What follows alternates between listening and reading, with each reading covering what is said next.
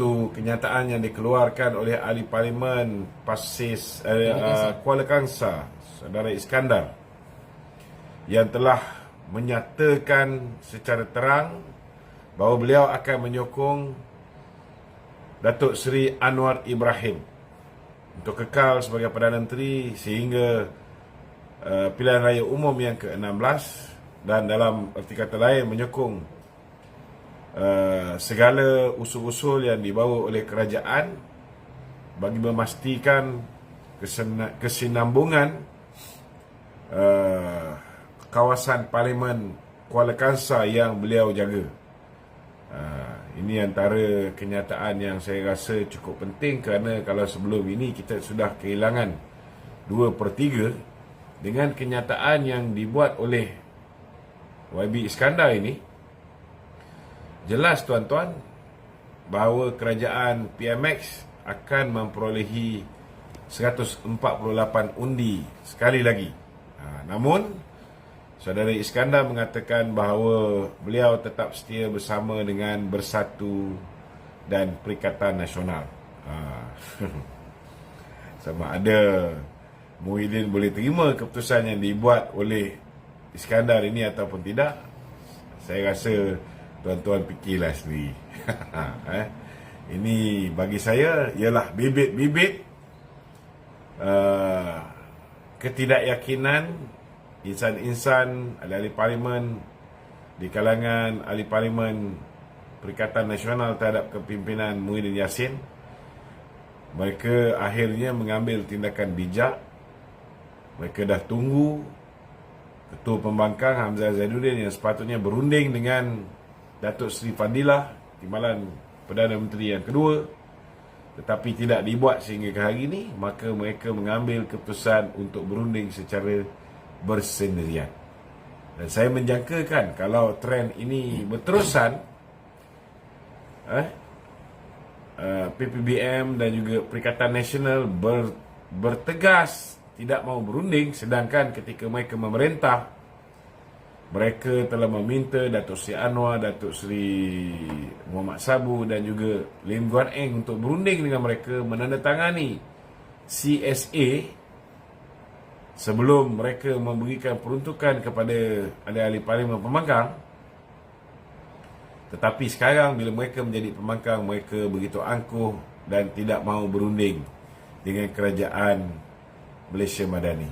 Jadi sewajarnya lah kalau ahli-ahli parlimen daripada pembangkang hari ini mengambil keputusan secara bersendirian untuk berbincang dengan kerajaan bagi memastikan peruntukan dapat terus disalurkan kepada kawasan parlimen masing-masing. Ramai yang nak mengulas, ramai yang nak tahu apa masalah-masalah yang berlaku hari ini, sehingga pembangkang sendiri pun sudah nampak tidak solid, tidak mempunyai kesatuan. Maka tuan-tuan bolehlah ajukan soalan di talian 0194819495 0194819495. Sebarang persoalan dialu-alukan, insya-Allah saya akan cuba menjawab seberapa banyak soalan yang mungkin. Silakan. Okey, Tok, soalan studio pertama sekali, kalau kata parti beliau Bersatu mengambil tindakan dengan memecat keahlian beliau dan beliau akan berada di pihak bebas, adakah kerusi itu panas ataupun beliau boleh masuk ke parti-parti lain? Kita kena faham bahawa beliau masih lagi ahli parlimen Bersatu dan ahli parlimen Perikatan Nasional. Beliau tidak boleh menyertai UMNO atau mana-mana parti lain. Kalau mereka melompat parti, secara automatik Susah Agung Perikatan Nasional boleh mengutus surat kepada Speaker Dewan Rakyat Tan Sri Johari Abdul untuk memaklumkan kerusi tersebut kosong. Jadi sekarang ni apa yang berlaku ialah mereka tidak lompat parti, tetapi menyatakan sokongan kepada Perdana Menteri dan usul-usul yang akan dibawa oleh kerajaan demi untuk memastikan rakyat dapat dijaga sehingga pilihan raya umum yang ke-16. So tak ada masalah. Jika beliau dipecat, Boleh. beliau akan duduk di kursi bebas lah. Kalau beliau dipecat, beliau berhak dan boleh untuk menyertai mana-mana parti. Kalau beliau dipecat. Tapi beliau kalau tak dipecat, beliau tak boleh lompat parti. Ya. Okey Dok, selain daripada MP Kuala Kangsar, MP Keterai juga menunjukkan minat yang sama, iaitu ke arah kerajaan perpaduan itu.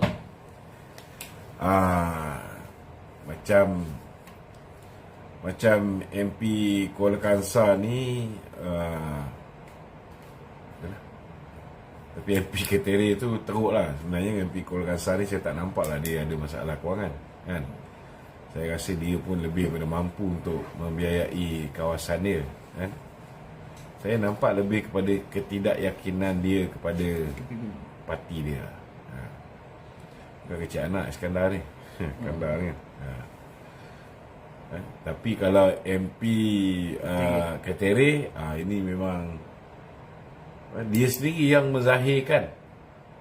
Dia menceritakan bagaimana dia kena bagi orang duit, duit orang mati pun dia Kenduri kahwin.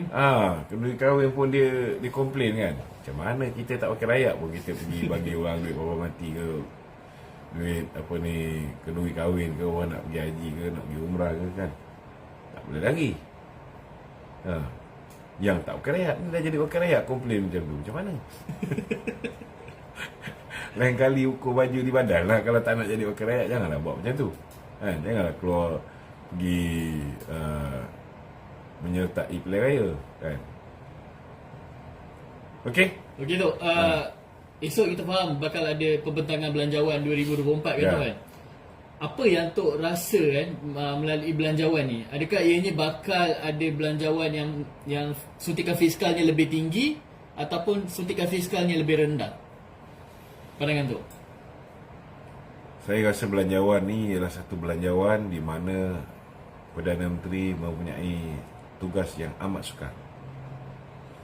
Pertama, tugas yang paling sukar ialah untuk membetulkan sistem penyampaian subsidi.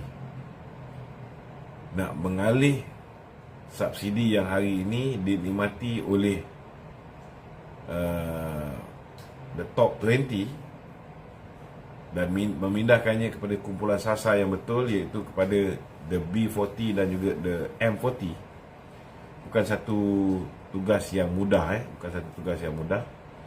Dan saya rasa ini challenges yang paling besar dihadapi oleh PM besok. Kedua ialah untuk diversify our source of income, mempelbagaikan sumber pendapatan. Sudah pasti rakyat sedang menunggu apakah keputusan-keputusan besar dalam usaha untuk memastikan bahawa kita boleh mendapat pendapatan tambahan lain. Bagaimana kaedah yang akan digunakan oleh PM? Sudah pasti kita mengharapkan tidak ada terlalu banyak cukai-cukai tambahan yang akan dikenakan kan? Tetapi orang mengharapkan supaya ada tax reduction dalam keadaan sekarang, yang saya rasa amat sukarlah untuk dilaksanakan oleh PM. Dan ada kemungkinan juga inilah masa yang sesuai untuk memperkenalkan balik GST. Tetapi saya difahamkan kerajaan hari ini juga sedar bahawa ini bukan masa yang sesuai untuk mengenakan balik GST. Tetapi kalau tidak kita kenakan GST dengan subsidi bahan api RON95 diesel dan LPG menelan belanja 50.8 bilion, subsidi elektrik pun sampai 9.8 bilion, total 60.6 bilion kan? Saya rasa PMX tak banyak pilihan. Sama ada dia menarik subsidi, pindah kepada subsidi bersasar dengan kelompok yang mungkin 80% akan still menikmati subsidi bahan bakar ni, tetapi mungkin secara cash handout ataupun melalui STR ataupun melalui bantuan petrol, secara direct, tunai, bagi mengelakkan sindiket penjualan diesel, penjualan macam-macam lagi lah. So benda ni juga mungkin berlaku. Kalau misalnya keputusan yang tidak berapa popular ni, keputusan tak popular dibuat, maka fokus buat bicara umum dan perbincangan umum akan lebih kepada kenaikan harga minyak. Dan ini sudah pastilah akan mematikan sudut-sudut positif, pengumuman-pengumuman positif, pengumuman-pengumuman nikmat-nikmat yang bakal dikecapi oleh rakyat yang akan diumumkan besok. Benda itu akan tenggelam. Jadi saya menantikan kebijaksanaan Yang Amat Berhormat Perdana Menteri. Apakah kaedah pendekatan yang bakal diambil pada hari esok, dan kita nantikan.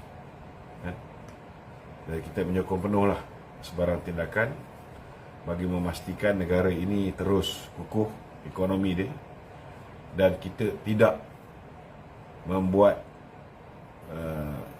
ataupun memberikan subsidi secara berterusan kepada orang yang tidak layak untuk menikmati subsidi. Kita nantikan besok. Begitu Ya. Pada tahun lepas, belanjawan 2023 ni, kerajaan memperuntukkan lebih kurang 388.1 bilion. Adakah 388.1 bilion ini pada tahun belanjawan 2023? Adakah pada tahun ini belanjawan 2024 ni meningkat atau ianya akan menurun? Pandangan tu. Saya rasa dia akan meningkat. Dia akan meningkat. Dia akan meningkat. Saiz ekonomi kita pun makin lama makin besar. Unjuran pendapatan pun sudah pasti akan meningkat juga. Cuma kalau misalnya kita dapat lakukan penjimatan dari segi kita dapat mengurangkan secara drastik. Kalau sekarang ni total kita punya subsidi lebih kurang dalam 80 bilion. Kalau dapat kita kurangkan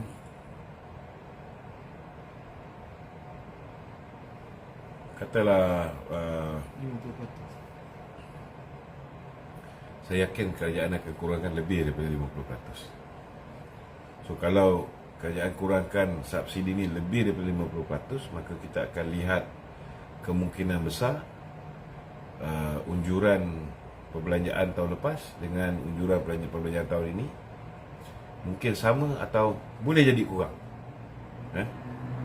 Tapi bergantung kepada keberanian kerajaan untuk benar-benar merealisasikan rasionalisasi subsidi ini, memindahkan daripada subsidi pukal kepada subsidi bersasar. Kalau ini dapat dilakukan, dan kerajaan kena faham benda ni risiko dia terlalu besar. So kalau ini betul-betul berlaku, tak mustahil kita punya usaha untuk ada bajet surplus dalam, bukan untuk kali ini tetapi untuk ke arah surplus bajet ini akan lebih cerah. Okey. Tapi tu dari segi politik setiap kali belanjawan ni pasti orang rakyat nak menanti-nantikan apa yang kerajaan nak bagi pada rakyat ni. Dari segi politik tu, kalaulah kata mungkin ada perkara-perkara yang tidak dipersetujui oleh rakyat, contoh kata subsidi ditarik balik dan sebagainya, ini besar kemungkinan bakal ada big impact buat kerajaan perpaduan ni. Ya, dia akan ada impact yang sangat besar, yang sudah pasti akan dirasai di pilihan raya kecil Kemaman. Dan tekanan demi tekanan di media sosial umpamanya akan menjadi lebih dahsyat lagi. Kerana kalau rasionalisasi subsidi ini take place ataupun mengambil tempat ataupun dilaksanakan, kerja Perikatan Nasional untuk memurukkan kerajaan itu menjadi lebih mudah, kan? Dan rakyat yang kita tahu rata-rata yang tidak rasional, kan, tidak boleh memahami bahawa kerajaan tidak boleh terus-menerus memberikan bantuan lebih kepada 20% rakyat yang terkaya berbanding dengan the M40 dan the B40. Mereka akan bising. Ya, mereka akan bising. Dan mereka akan bising ini secara sukarela. Kalau macam sekarang ni kita tengok gerak kerja yang dilakukan oleh Perikatan Nasional lebih kepada cyber troopers berbayar, tiktokers berbayar, influencer berbayar. Selepas ni mereka tak perlu bayar. Rakyat sendiri akan bangkit untuk protes. Jadi itu sebabnya bagi saya pengumuman esok ni sangat penting. Ia bergantung kepada kebijaksanaan PM macam mana cara beliau nak menyusun ayat yang betul. Namun mengenali pembangkang dalam negara ni, susunlah ayat macam mana sekalipun, akhirnya mereka tak cerita bahawa kita memindahkan subsidi yang dinikmati oleh the top 20 kepada the B40 dan M40. Mereka tidak akan cerita yang ini. Tetapi dia akan cakap kerajaan Anwar menaikkan harga minyak. Mahal dah. Dia akan tukar daripada Madani kepada Mahal Dani. Ini realiti. Tetapi kerajaan perlu buat benda yang betul untuk pastikan negara ni dapat kita kekalkan prestasi ekonomi dia semakin hari semakin baik. Dan kita tak boleh membiarkan keadaan sebegini berterusan. Si kaya semakin kaya, dah lah kaya, kita subsidi pula, bagi orang kaya makan. Tak betul cara tu. Kena pilih nak buat keputusan yang betul atau buat keputusan yang popular. Menarik balik subsidi kepada the top 20 dan agihkan kepada B40 dan M40 dalam kumpulan sasar yang betul ini bukan satu perkara yang popular, tetapi ianya perlu dilakukan oleh ketua negara kita. Okey? Begitu. Kita tinggalkan berkenaan dengan belanjawan. Nak sentuh sikit berkenaan dengan beras ni. Pada hari ini SPRM menyerbu lebih kurang 5 kilang beras di Kedah. 5 kilang beras. Untuk rasa kan perkara ni ada kaitan ke untuk merosakkan imej kerajaan ataupun ini adalah propaganda politik ke? Tak, bagi saya Sanusi ni jangan cepat sangat koyak, kan? Nak buat macam mana? Dah kebetulan penyelewengan tu berlaku di negeri Kedah. So janganlah cepat sangat, kan? Dulu dia nasihatkan panas tak apa, tapi jangan koyak. Sekarang ni nampaknya dia yang cepat koyak, kan? Nak saman orang sana, nak saman orang sini, siapa yang tak pakai topi leather lah, apa benda lah, apa umpamaan yang dia bagi, kan? Soalnya dia koyak, kan? Dah memang industri beras ni yang championnya negeri Kedah, kan? Negeri-negeri di sebelah utara, Perlis, kan? So nak buat macam mana? Dan syarikat yang melantikkan tu memanglah lantikan daripada syarikat anak syarikat kerajaan negeri. Itu untuk yang kes yang sebelum ni yang Sanusi bising. Tapi yang baru ni contohnya macam kes penipuan resit pembelian padi, kan? Dan apa ni penyelewengan berat, berat yang dijual di kilang tak sama dengan nilai subsidi yang dibayar kepada petani. Hari ni melibatkan lagi 5 syarikat. So kebetulan benda tu berlaku di negeri Kedah. Tak ada siapa pun kata bahawa ini Sanusi punya rancangan untuk mensabotaj kerajaan Madani, kerajaan PMX. Tak ada pun orang cakap macam tu. Yang dia kelang kabut sangat pasal apa? Terasa. Yang terasa sangat pasal apa? Orang yang terasa ni biasanya dia ada masalah. Betul tak? Betul. Relax lah dulu. Bagilah SPRM siasat. Baru siasat pun. Belum pun ada pegawai Sanusi yang ditangkap. Kan? Macam REE tu ada. Kan? Pegawai apa nama? MBI Corporation. Menteri Besar Incorporated. Kan? Ada yang ditangkap. Okey. Okey Tok, kalau kita cerita pasal beras ni mesti dia terkait rapat dengan Menteri Menteri Pertanian dan juga Keterjaminan Makanan Tok kan. Ada Datuk Seri Mak Sabu. ada kepimpinan Perikatan Nasional ni mendesak ni supaya Mak Sabu meletakkan jawatan ni, macam dia ni tak buat apa tu. Saya rasa Datuk Seri Mak Sabu ni antara orang yang paling rajin bekerja. Kan? Kalau nak kata dia langsung tak buat apa saya sukalah memetik apa yang diperkatakan oleh saudara Faiz Fazil banyak benda yang kita boleh ukur. Kita tak boleh ukur tu berdasarkan cakap-cakap kosong, sembang-sembang TikTok. Tak boleh. Kita nak ukur sama ada YB Mak Sabu berjaya ataupun tidak. Kita kena tengok di bawah kepimpinan beliau ketika beliau menjaga Kementerian Pertanian dan Keterjaminan Makanan. Apa yang dijaga? Makanan apa? Antaranya daging. Kalau kita tengok bulan Julai 2022, Inflasi. kadar inflasi untuk produk daging ni 12%. 12%. Tapi Ogos tahun lepas telah turun sehingga 5.8%. Ogos tahun ni 2023. Ini Ogos 2023 lah. Telah turun kepada 5.8%. Kemudian kita tengok produk-produk seafood, ikan apa semua kan, sotong. Kalau Julai 2022 dia punya kadar inflasi lah 4.2%. Sekarang Ogos 2023 hanya 1.5%. Menurun dengan drastik sekali. Kemudian kita tengok juga bila ada masalah telur. Zaman Muhyiddin Yassin tu telur tak jumpa pun. Kan? Hilang terus. Tapi bila ada masalah telur zaman YB Mak Sabu, dia cepat atasi. Apa kayu pengukur dia? Tengoklah kadar inflasi dari segi produk-produk telur, tenusu, keju. Julai 2022 kadar inflasi dia, kenaikan harga barang 9.1%. Tinggi. Tetapi Ogos 2023 hanya 4%. Ini jelas menunjukkan ada usaha yang telah membuahkan pencapaian yang positif.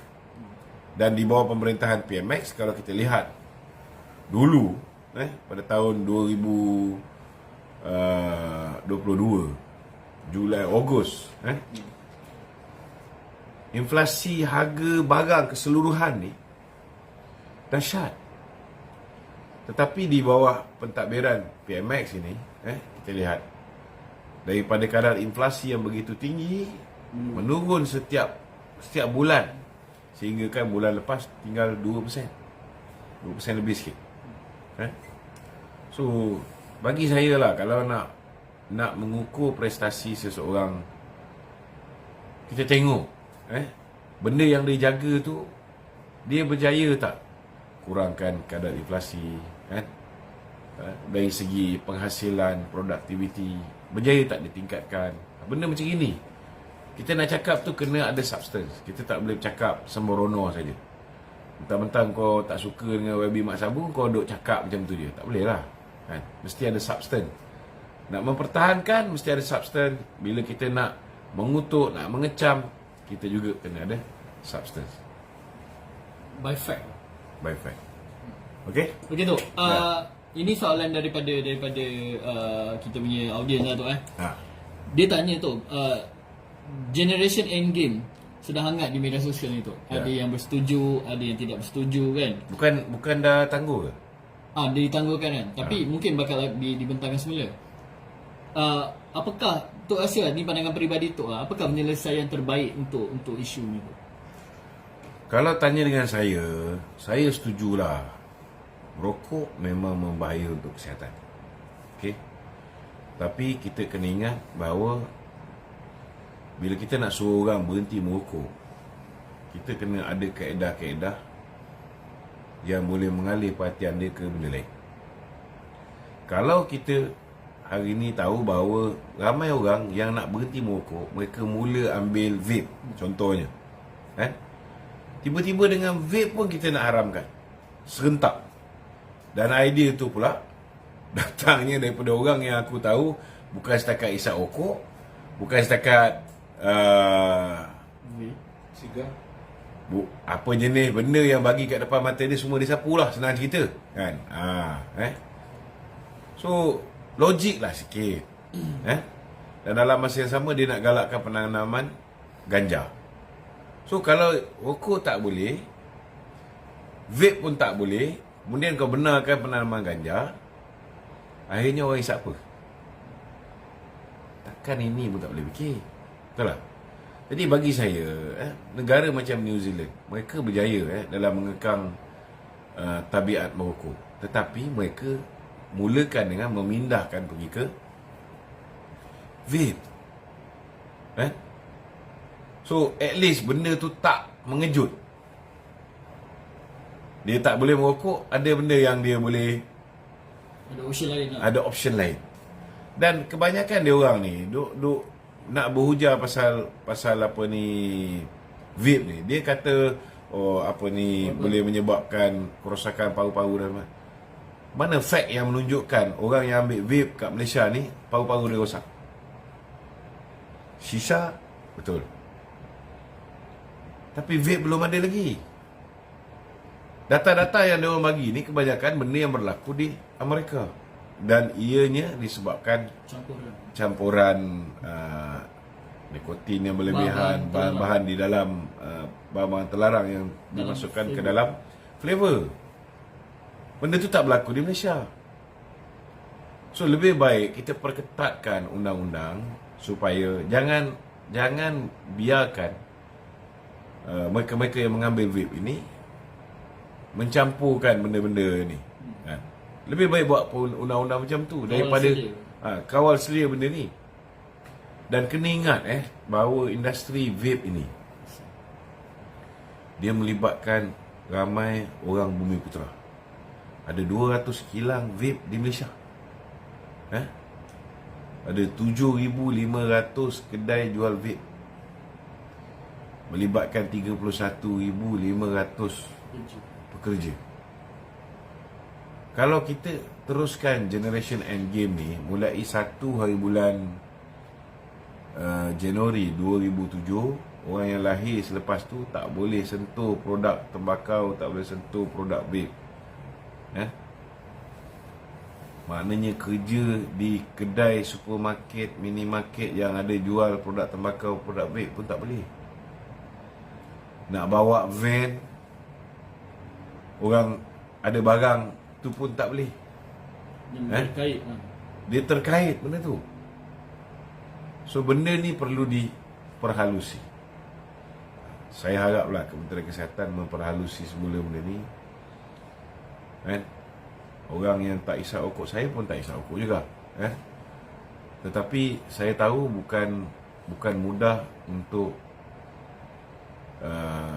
paksa certain generation tiba-tiba untuk berhenti daripada langsung tak merokok, tak bagi dia alternatif apa benda yang dia orang nak isap.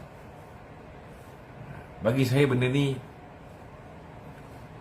saya takut ianya akan mendatangkan mudarat yang lebih besar. Dia ambil benda lain. Dia ambil gam ke, dia ambil ketum ke. Kalau ketum dengan campur dengan ubat nyamuk lah segala macam, lagi rosak. Jadi benda ni perlu diperhalusi dengan betul-betul. Kalau dah tak dapat benda-benda tu semua, last sekali ubat batuk pun boleh jadi modal untuk dia orang high. So benda ni kita kena bijaksana lah. Okey? Dan ianya juga tu kan, bukan apa orang kata keputusan popular untuk melaksanakan GEG ni. Kita antara sebab orang muda marah dengan Barisan Nasional pasal idea bodoh KJ ni. idea KJ ni nak melaksanakan generation end game ni telah banyak menyebabkan orang muda marah dengan kita. Kita duk harap dia dapat menarik sokongan orang muda, tapi dia menyebabkan orang muda makin jauh dengan kita. Tapi dia tak nak mengaku lah. Belum lagi kes dia memaksa orang untuk ambil vaksin, kemudian kaki tangan awam, nurses, frontliners yang terpaksa mengambil booster dan sebagainya. Ambil suntikan pertama okey lagi, suntikan kedua okey lagi. Bila dah masuk booster yang kedua, orang yang sihat pun ada kesan sampingan. Kalau tanya secara ikhlas dan undi itu sulit, buatlah referendum di kalangan semua kaki tangan kesihatan ke, ataupun semua frontliners, sama ada mereka mau mengambil vaksin ataupun tidak yang diwajibkan ke atas mereka. Cuba tanya, tengok apa hasil. Okey? Okey tu, isu air dekat Selangor dengan Kuala Lumpur tu 2-3 hari ni sampai ada yang mempolitikkan isu ni, sedangkan ini adalah perkara biasa di mana maintenance dibuat ni tu. Kita bagi peluang lah kepada syarikat bekalan air Selangor untuk buat kerja-kerja maintenance ni. Kalau kau nak samakan dengan Kelantan yang berzaman 33 tahun pun air masih lagi take ais, dengan dekat Selangor ni setahun sekali 2 kali kena, korang nak bising. Tak boleh nak kata apa. Itu hak mulut masing-masing. Nak selupa mulut macam Sanusi, silakan. Tapi kena ingatlah, kena ambil risiko. Kalau dia langgar benda-benda yang tak sepatutnya dia langgar, hadaplah. Sama juga sekarang ni, cerita tentang kononnya ada orang buat live, kata ada beras plastik. Last kali kena minta maaf. Betul tak? Dipanggil. Kemudian ada orang buat cerita kononnya pakcik yang dapat bantuan JKM sekarang dah tak dapat. Kena juga. So hari ni kena beritahu bahawa kita dah ada undang-undang bagi memastikan bahawa rakyat tidak boleh sewenang-wenangnya memfitnah dan mereka cerita yang tak ada. Jadi kalau misalnya nak join Muhyiddin Yassin jadi kluster mahkamah, silakan, tak ada orang boleh halang. Kalau dia lahir-lahir cita-cita dia nak jadi kluster mahkamah, siapa nak boleh kacau, silakan. Gitu saya tertarik berkenaan dengan apa yang Tok cakap, banyak isu-isu fitnah dan sebagainya ni. Ini banyak berlega di platform TikTok tu kan.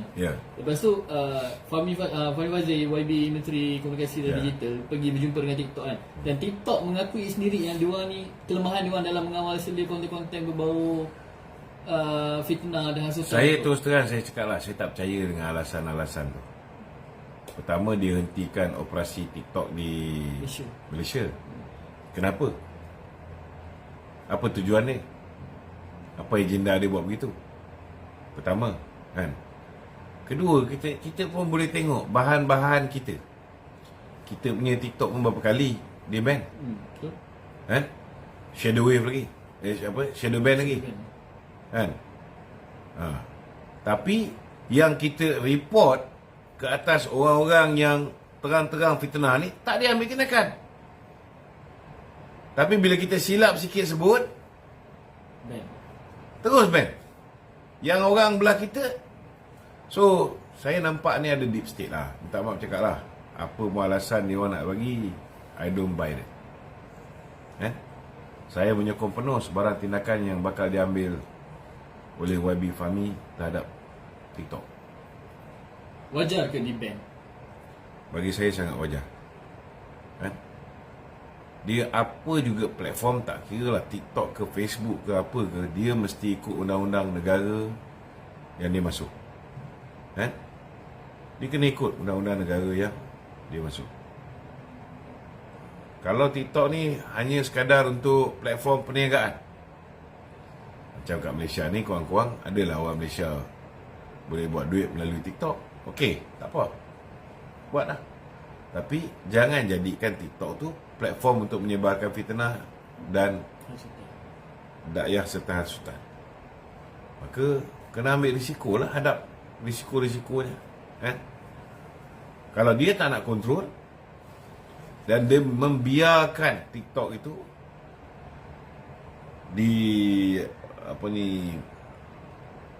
diteruskan dengan sifat yang bagi saya bias lah, maka jangan salahkan kerajaan lah kalau kerajaan ambil tindakan. Kurang-kurang kita tak buat macam Indonesia. Dia buat kerana nak jaga ekonomi rakyat dia. Okey? Begitu. Kenyataan daripada Perdana Menteri sini tu PMX ni dia mengalukan dan dia tidak menolak PAS jika mereka mahu bersama dengan kerajaan. Yalah, bagi saya simple saja. Zaman Datuk Seri Ismail Sabri pun dia mengalukan untuk Datuk Seri Anwar, PKR, DAP, Amanah untuk menandatangani CSA bekerjasama dengan kerajaan dia. Maknanya semua usul yang dibawa oleh kerajaan mereka kena sokong. So tak salah kalau Datuk Seri Anwar nak memastikan kestabilan. Sekarang ni fokus kita nak jaga rakyat je. Dan rakyat yang hari ni dibebani dengan kos sara hidup yang semakin hari semakin tinggi. Rakyat dibebani dengan gaji yang tidak setimpal dengan yang sepatutnya. Barang naik tapi gaji tak naik-naik. So fokus patut diberikan dalam usaha untuk memajukan ekonomi negara supaya negara ada lebihan pendapatan, dapat dipulangkan dengan menaikkan gaji kaki tangan awam, dapat dipulangkan dengan meningkatkan prasarana-prasarana, bantuan-bantuan yang boleh diberikan kepada Malaysian public. Sepatutnya itu dapat difokuskan. Tapi kalau kerja kita nak menjawab pembangkang sepanjang masa, kita tak boleh buat kerja. Jadi atas dasar tu Datuk Seri Anwar merasakan bahawa if you want to be with us, you nak bersama dengan kita, silakan, tak ada masalah. Tapi kena ikhlas lah. Jangan tanda tangan CSA tapi buat lain. Jangan mulut kata dia bersama dengan kita tapi dia tikam kita. Ada juga yang duduk sama-sama dalam kerajaan perpaduan ni tapi kerja dia menikam kita je setiap hari. Pun tak boleh macam tu.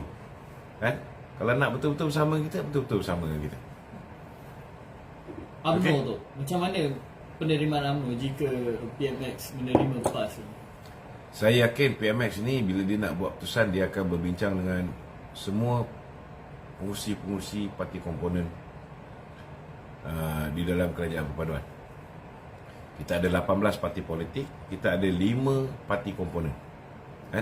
Setidak-tidaknya sudah pastilah PMX sudah menanyakan pandangan daripada Datuk Seri Zahid, pengurusi BN, Abang Jo, pengurusi GPS, Datuk Seri Haji G, dan yang lain-lain. Saya tak fikir dia akan buat keputusan secara bersendirian, sebab sudah pastilah akan ada implikasi kalau dia mengambil keputusan yang bertentangan dengan kehendak rakan-rakan komponen parti lain. Dia ada risiko dia. Okey, ada lagi? Okey, MP Pendang diarahkan keluar daripada sidang Dewan Rakyat ni berkenaan dengan statement anak papa tu. Yalah, pulang pada dia. Ada anak papa ke, anak abah ke, abah kau lembu ke, apa ke, pulang pada mereka. Mereka nak buat macam mana. Okey, ada soalan-soalan di TikTok ke? Silakan. Lama tak nampak geng-geng walaun ni masuk dalam kita punya ni.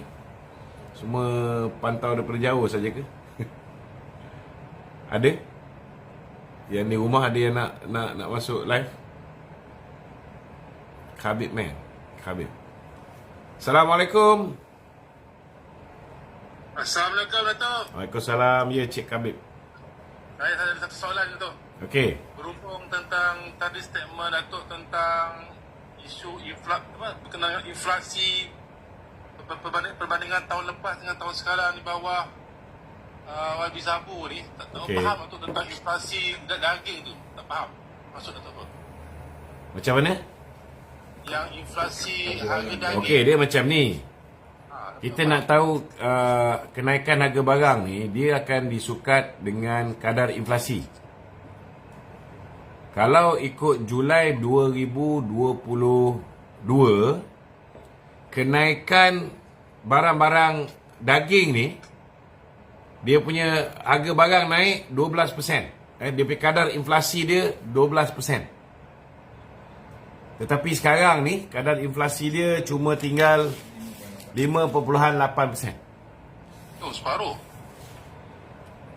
Lebih kurang gitulah. 5.8%, bawah daripada separuh. Kalau macam barang-barang seafood, barang-barang seafood dulu 4.2% setahun yang lalu. Sekarang ni kadar dia cuma naik 1.5%. Kalau barang-barang produk tenusu, telur, keju semua sekali, dulu 9.1%, sekarang 4%. Itulah realiti. Dia ada pula dia semua barang dia campur. So kalau semua barang dia campur, kadar inflasi barang kat negara ni kalau ikut bulan lepas punya cuma 2% je. Kadar inflasi. Okey. Okey? Okey. Alright. Baik, Datuk. Terima kasih, Datuk. Sama. Assalamualaikum. Waalaikumsalam. Ada soalan lain? Soalan tu ni daripada kita punya audiens juga kan. Okey. Dia kata tu betul ke tu konsesi beras ni hanya untuk kaum tertentu saja. Konsesi beras? Pemilikan konsesi beras ni untuk Tak ada, kaum-kaum. tak ada. So, Memang sekarang ini bernas yang boleh import daripada luar lah.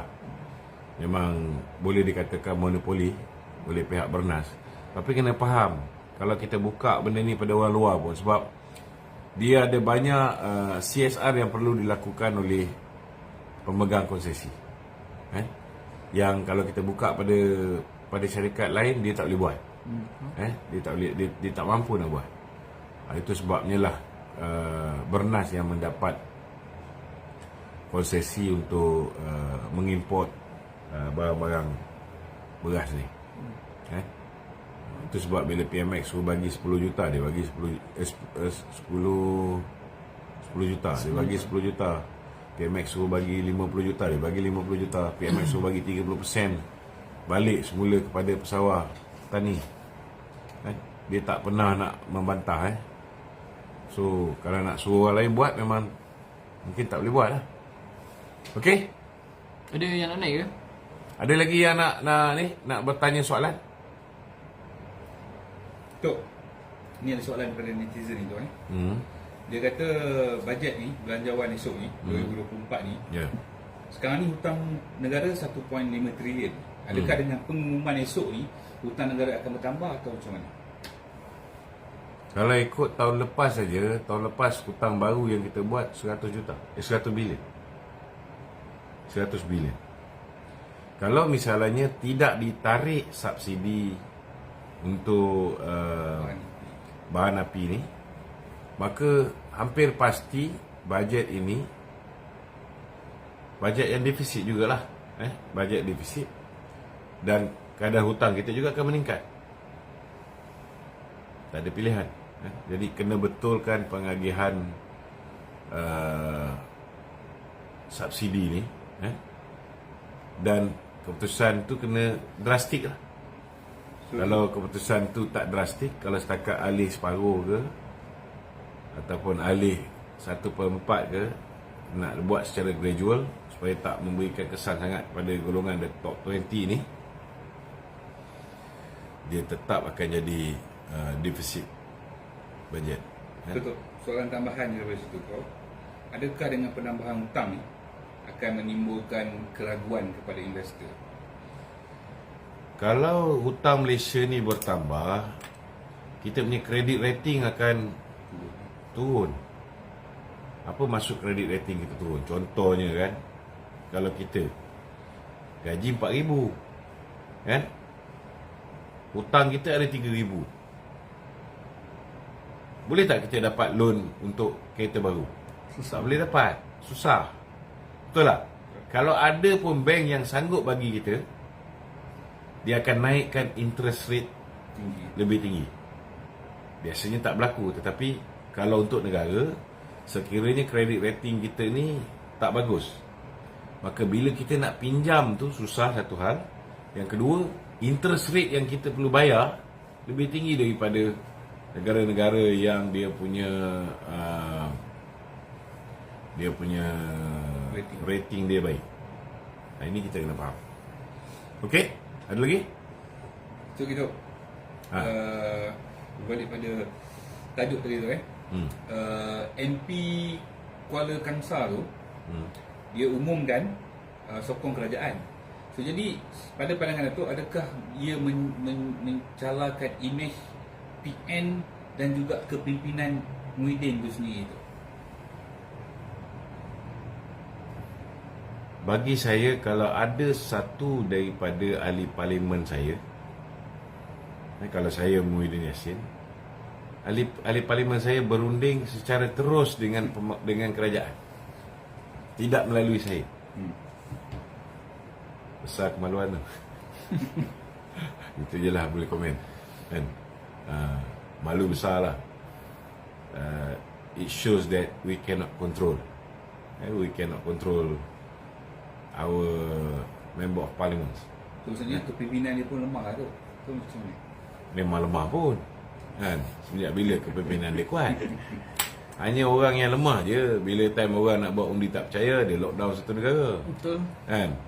Hanya orang yang lemah je yang tak berani untuk membentangkan belanjawan di parlimen untuk meluluskan projek-projek yang nak dia laksanakan di daruratnya satu negara, supaya setiap perbelanjaan tidak perlu bawa masuk ke parlimen. Kan? Hanya orang lemah je buat kerja-kerja macam ni.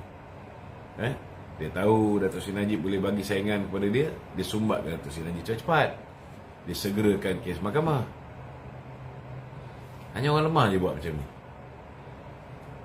Okey? Ke ada berlaku perpecahan yang besar yang cuba disembunyikan oleh Bersatu ni? Saya rasa antara Hamzah dengan Muhyiddin pun dah tak berapa okey.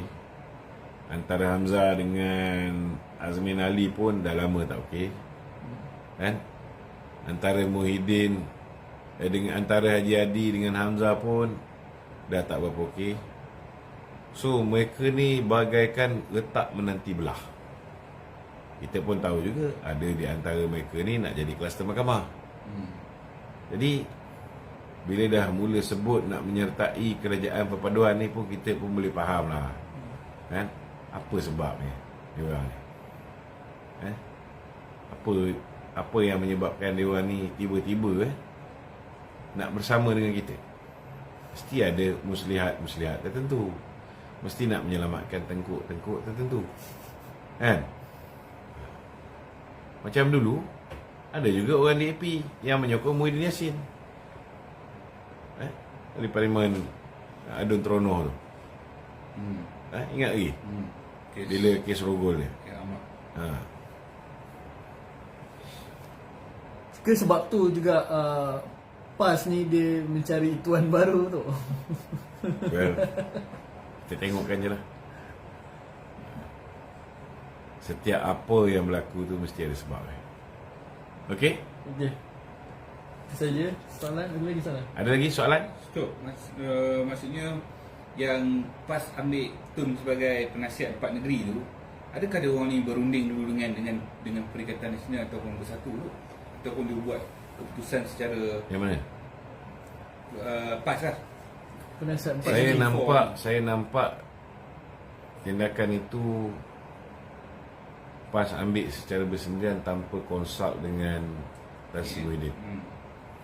Kalau dia konsult dengan Tan Sri Muhyiddin, mungkin Tan Sri Muhyiddin tak bersetuju. Kan? Okey? Itu saja. Ada satu soalan. Silakan. Assalamualaikum.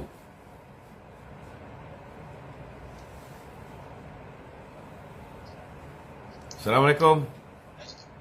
Ya, Datuk. Ya. Assalamualaikum. Waalaikumsalam.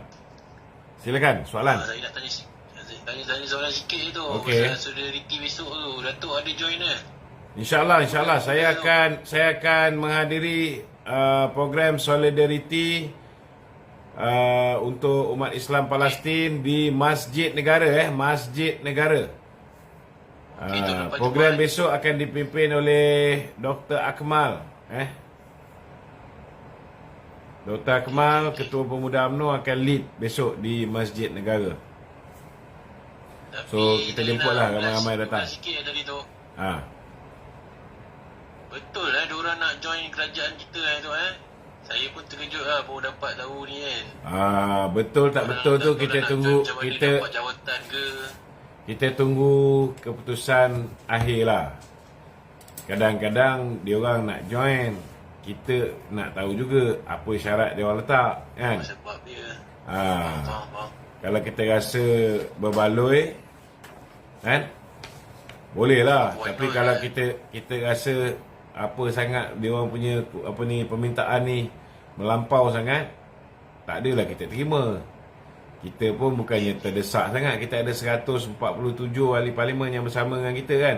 Dah okey dah tu. Dah okey dah. So ini bergantung kepada PM dan kepimpinan lah. Biarlah mereka buat keputusan. Waalaikumsalam. Tapi yang paling gempanya tu semua ada tu UMNO ada, Bersatu ada besok. PAS ada. Lepas itulah dia punya logo tu kan. Besok yang dekat Masjid Negara ni mungkin yang pro kerajaan perpaduan lah. Alright tu. Okey tu, terima kasih tu. Yang PAS mungkin dia orang pergi ke apa? Masjid Tabung Haji kot. Masjid Tabung Haji. Okey dia ingatkan sekali. Tak sekali. Alright tu. Kita dah ada banyak pengalaman berdemonstrasi dengan PAS ni. Bila time buat dengan diorang ni, kita kena main je. So biarlah kita buat sendiri. Diorang tak turun lah apalah, duduk beli hotel lah.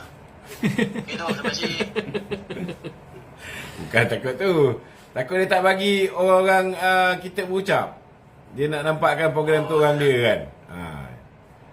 Kita tahulah dia orang ni selalu ambil kesempatan. Okey.